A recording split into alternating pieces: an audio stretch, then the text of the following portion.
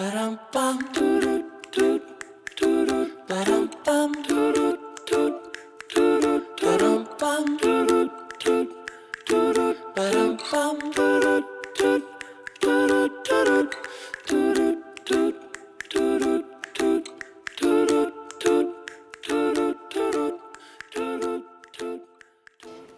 Claire, salut Paulin.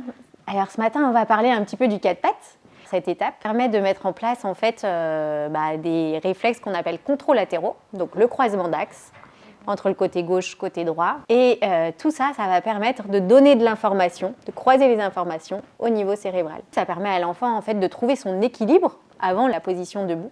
Et l'enfant ne voit pas la même chose quand il est en position allongée, quand il est en position à 4 pattes et quand il est en position debout. Donc ça lui permet de découvrir tout son environnement. Donc tout ça permet de structurer en fait son organisation dans l'espace. Et c'est pour ça que le 4 pattes est si important dans le développement de l'enfant. Allez, viens. Alors pour solliciter la position 4 pattes, ce qui est important, c'est que le bébé il puisse découvrir ses genoux. Ouais. Donc tu vas pouvoir le placer sur ta cuisse, voilà.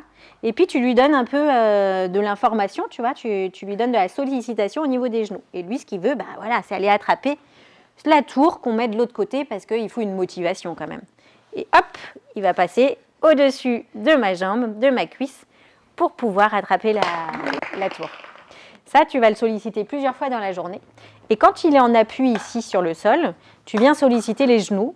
Donc pareil, en faisant des vibrations, en sollicitant soit avec du bois. En fait, l'idée étant qu'il trouve l'appui en fait sur son genou.